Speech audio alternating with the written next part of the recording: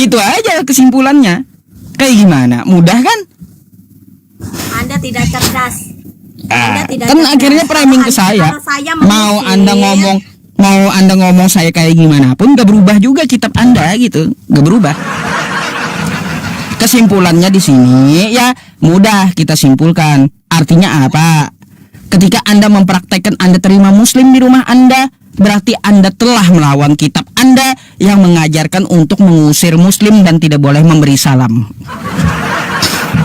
Di situ ya satu bukti ya terima ya. Kita udah tahu kesimpulannya Anda tidak mengikuti kitab Anda. Itu ketahuan udah. Gitu. Makanya Bu ya yang berguna gitu, yang berguna yang kita bahas itu. Saya bisa sampaikan ke semua orang bahwa Anda tidak cerdas. Nggak apa-apa, nggak apa-apa. Tidak cerdas. Bu, saya juga bisa seperti itu. Ibu Tio Marta bisa saya sampaikan ke semua orang, ibu nggak cerdas. Sama, ya. Jadi kalau yang namanya menyerang pribadi itu bukanlah jawaban. Menyerang pribadi adalah tanda kekalahan, gitu Bu. Iya, menyerang pribadi itu bukanlah jawaban, tetapi menyerang pribadi itu tanda kekalahan argumentasi gitu. Saya pikir ketika saya naik, kita bisa berdebat yang lebih terlihat intelektualnya. Ya iya, dari tadi Anda saya dengarkan, lalu saya jawab Anda potong. Saya jawab Anda potong. Nggak ada intelektualnya Anda memang. Coba lihat Kristen lain yang berdiskusi dengan saya. Waktu saya jelasin dia diam, nggak ada motong. Waktu dia jelasin saya dengar gitu. Apa maksudnya? Bukan seperti Anda, nggak ada inteleknya Anda. Lihat jemaat biasa. Apalagi Anda seorang pendeta. Kayak gimana? Bikin malu. Intinya saya bisa menilai Anda tidak cerdas. Nggak apa-apa Bu, ya karena menyerang pribadi bukanlah sebuah jawaban. Menyerang pribadi adalah tanda kekalahan. Ya. Kalau Anda tadi cerdas, Anda baca seperti itu, Anda tidak akan bertanya seperti itu. Karena ketika orang muslim masuk ke rumah saya persilakan masuk, saya kasih minum. Udah, saya kalau Anda memberikan contoh nggak apa-apa Bu, nggak apa-apa. Saya terima contohnya. Tapi setelah tadi Ustadz bilang, mungkin mereka puasa, saya bilang pindah ke rumah samping, mereka minum. Jadi gini Ustadz yang baik hati, ya. Ketika Anda bertanya, sesuailah dengan pertanyaan nyambung.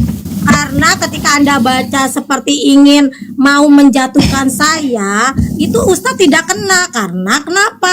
Saya ketika orang muslim datang ke rumah saya terima mereka masuk, saya berikan minum. Dan itu aturan, bukan untuk jadi penyerangan. Salah kalau Anda mau nyerang saya, bukan pakai yang tadi firman tadi, karena saya udah memberikan pembantahan dengan apa yang Anda ingin serang. Gitu loh Ustadz. Oke, saya udah dengarkan Anda. Saya tidak mau terjadi perbantahan yang tidak penting dalam hidup saya.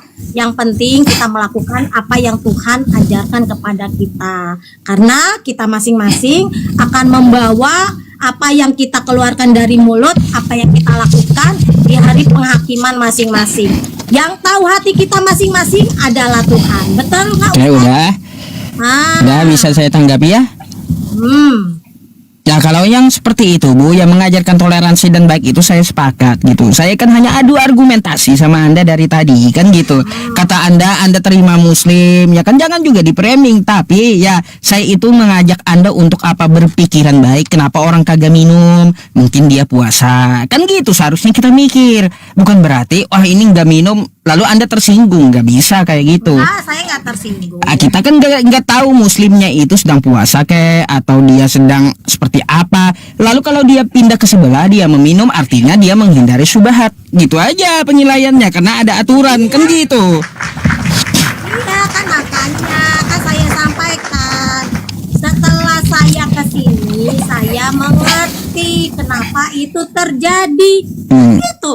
Saya juga tidak sakit hati. Oh, ternyata ajaran orang Islam seperti itu dan ada di ayat Al-Quran kalian. Selesai. Iya, perlu kayak saya gitu. bantah, nggak perlu saya merasa saya benar, kan gitu. Memang kalau ajaran kalian seperti itu ya kalian lakukan. Kalau ajaran makanya. kalian tidak seperti itu, udah selesai. Saya Kita carikan bantah, Ibu. harus apa? Gini, kenapa saya mirror? Saya berikan Anda perbandingan yang sama, kan kayak gitu. Nah, itu aja sih jawabannya. Kalau tetap ngotot kan saya kasih yang Anda imani kitab Anda, perbandingan yang sama, kayak gitu. Kita kan jadi tahu, oh di ajaran Kristen tidak boleh terima, kan kayak gitu. Tidak boleh terima Muslim di rumahnya, tidak boleh beri salam kepada Muslim karena memang ajarannya begitu. Nah, kan seperti itu. Tapi kata Ibu, contohnya saya terima Muslim tuh, saya kasih minum katanya. Berarti Anda sendiri telah membangkang atau menabrak isi kitab Anda, kan gitu. Gitu aja Bu, kesimpulannya Bukan mudah. membangkang, kan udah saya sampaikan gini Ustadz ya. Saya sama teman saya yang sama-sama Kristen, ketika mendapatkan firman Tuhan, kita menerima pemahaman atau pengertian itu beda-beda. Yang Anda pahami itu bukan untuk memahami apa yang maksud dikatakan Tuhan Yesus ataupun dan rasul-rasulnya. Gitu loh, nggak boleh begitu. Saya sampaikan. Kenapa, Bu? Tidak boleh seperti itu. Gini pemikiran Ibu saya agak bingung. Ketika Anda sodorkan sebuah air minum kepada tamu gitu ya, apakah tamu itu harus meminum habis gitu? Lah, bukan ini diminum aja enggak nyambung ya dari tadi. Enggak, maksud saya gini, ketika Anda menyodorkan ibaratnya bukan banyu minum aja, air atau makanan kayak, apakah Anda berpikirnya harus diminum habis oleh si tamu gitu? Oh ya enggak, emang saya suruh masak. Udah, kalaunya Anda berpikirnya nggak perlu dihabiskan kan, nggak perlu juga kita tersinggung gitu. Ngapain? Ini tidak diminum Pak Ustadz. Dari tadi Pak Ustadz. Makanya saya bilang belajar untuk mendengar. Bu, kayak gini ya Bu ya. Bu, coba Anda dengarkan, belajar untuk mendengar dulu ya apa yang saya katakan. Saya terima tamu ya, ada Bang Hari namanya, dia Buddha. Ya, dia Buddha. Lalu saya sodorkan makanan kering dan air minum, dia tidak meminum. Kenapa? Saya berpikiran baik, mungkin ada aturan di agamanya. Enggak harus saya sodorkan air minum, harus dia minum. Enggak berpikiran Ustadz, kayak gitu saya. Ustadz, tadi kan saya sampaikan waktu yang tahun 2007 itu terjadi, saya bingung kenapa saya sodorkan minum sama sekali tidak diminum. Setelah sekarang saya mengerti kenapa itu terjadi. Nyambung kan? Ya udah, kalau gitu nggak perlu dipermasalahkan lagi kalau untuk Ya masalah sudah. itu. Kan saya kan sudah saya sampaikan dari tadi, makanya saya sampaikan kita belajar untuk mendengar, jangan terlalu mulut yang terlalu berbicara. Udah. Kan Oke, begitu. sip. Ah, Ada pembahasan yang lain kalau itu udah selesai? ya mungkin sekarang gini juga sih ya Ustadz. Saya sih kadang-kadang melihat seperti ini, kita satu sama lain. Ini hanya kita saling sharing ya Ustadz ya. Mungkin Ustadz disuruh agama Islam untuk siar, saya juga disuruh agama Kristen untuk menyebarkan tentang kasih Tuhan Yesus. Tapi kembali lagi saya sampaikan, nggak perlulah kita saling menjelekkan, karena orang akan mengikuti ajaran kita adalah dengan apa yang kita lakukan dalam kehidupan sehari-hari. Setuju Ustadz? Baik, boleh saya tanggapi Bu? Ya. Boleh. Sedikit Bu. Kenapa saya membuka live streaming seperti ini? Bukan mengandung unsur perpecahan atau nggak ada niat lain gitu. Karena gini Bu ya. Sebelum saya memulai live streaming saya, udah ada pihak Kristen yang memulai duluan menghina agama saya gitu. Contohnya Edis TV, Saifuddin Ibrahim. Ini adalah oknum-oknum Kristen yang merusak hubungan antara Kristen dan Islam. Gitu. Lalu bagaimana tanggapan Anda terhadap orang-orang seperti itu? Sekarang gini, saya aja kadang-kala mau naik nih ke Edis TV gitu kan, karena saya juga pengen saya sampaikan, nggak perlulah kita juga berdebat untuk ibu nanti dianggap nyamar dan munafik oleh Edis. Saya yakin Edis tidak seperti itu, enggak. dia akan memiliki. Cuman Edis juga sampaikan begitu katanya. Edis itu kan belajar agama Islam itu 13 tahun. Tadinya nggak mau speak up karena siapa tuh Ustadz Zakir datang ke Indonesia disambut dengan baik, padahal menyampaikan tentang Alkitab itu tidak benar. Sedangkan kalau Kristen sedikit mengkoreksi Islam langsung dimasukin ke penjara. Akhirnya itu yang membuat Edis TV speak up. Jadi saya tidak tahu nih siapa yang duluan, siapa yang belakangan untuk saling membela kebenarannya masing-masing gitu kan. Karena ketika saya membaca Alkitab dan saya memiliki masalah, ketika orang ngasih nasihat saya tentang Alkitab, saya bilang saya tahu nih, saya ngerti semua tentang Alkitab kan gitu. Tapi ketika saya melihat orang yang ketika menghadapi masalah tersebut tapi menyikapinya dengan baik dan benar, dengan sabar, itu yang saya jadikan contoh. Jadi gitu. Saya mau sampaikan seperti itu ke semuanya atau apa. Kita nggak, karena kita mungkin Ustadz juga begitu, saya juga begitu, akan menjadikan contoh, dibuat contoh. Kita adalah kitab terbuka dari kitabnya masing-masing. Akan dilihat, oh Ustadz PI ternyata dia banyak memberi. Oh ternyata ajaran Islam yang Ustadz PI terima itu toleransinya tinggi. Itu kan orang bisa melihat. Jadi nah, kalau begitu saran saya nanti Bu, Anda ke tempat Edis TV dan Saifuddin Ibrahim coba. Nah, kan itu hal yang nggak berguna dan merusak kekristenan gitu. Enggak, sekarang gini juga. Jangan Ustadz gini. Jangan Ustadz hanya menyuruh saya ke Edis TV, tapi Ustadz masih melakukan apa yang Ustadz selama ini lakukan di dalam. Saya udah janji Bu sama umat Kristen dan seluruh manusia di muka bumi ini. Ada 3 hal ya, ada 3 hal yang akan membuat saya berhenti membuka live streaming seperti ini. Apa itu? Yang pertama, ya, tidak ada lagi pemurtatan di lapangan dari Sabang sampai Merauke yang dilakukan oleh misionaris ke rumah-rumah Islam, mengetuk-ngetuk pintu rumah umat Islam lalu menawarkan kekristenan. Ini dihapus dulu. Yang kedua, tidak ada lagi oknum seperti Saifuddin Ibrahim, Bom, Edis TV dan yang lainnya yang membicarakan agama saya tanpa ilmu ya, dan sok tahu gitu. Belajar 13 tahun tapi baca aja kagak bisa, kan gitu. Nah, itu Edis TV itu. Berhenti orang-orang seperti itu di media sosial.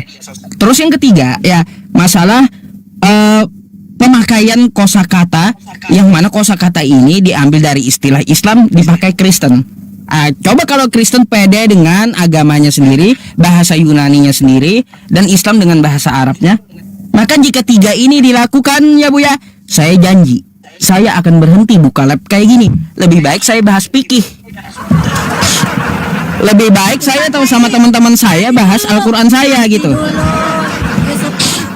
Pak Ustadz, Anda bilang bahwa mungkin yang Anda sampaikan, saya tahu kata apa yang misalnya Anda bilang tadi, kata menggunakan bahasa yang di Al-Quran. Pertanyaan saya, Nabi keturunan Yakub, Ishak aja kalian akui sebagai nabi kalian, kan gitu juga. Bagaimana ceritanya Pak Ustadz? Itu kan masalah bahasa Bu, bukan masalah pengakuan dari nabi.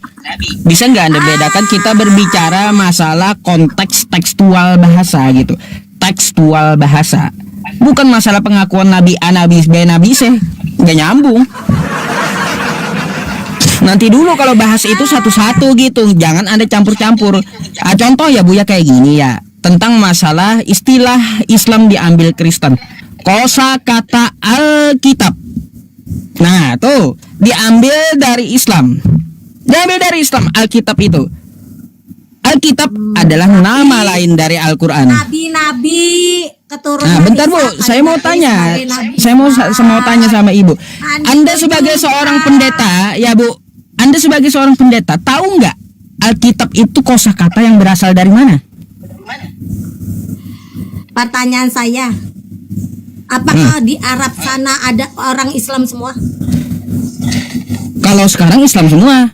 Hah? Kata siapa?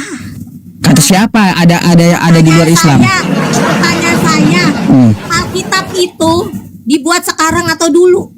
Dulu itu di Arab bukan hanya orang Islam. Ya dulu kalau dulu banyak Bu, ada Nasrani, ada Yahudi, ada pagan Quraisy. Jawabannya. Itu Cuma nggak ada mereka menyebut kitab mereka Alkitab, nggak ada. itu Berarti ibu jawabannya. harus banyak belajar, nggak tahu berarti ibu ini ya.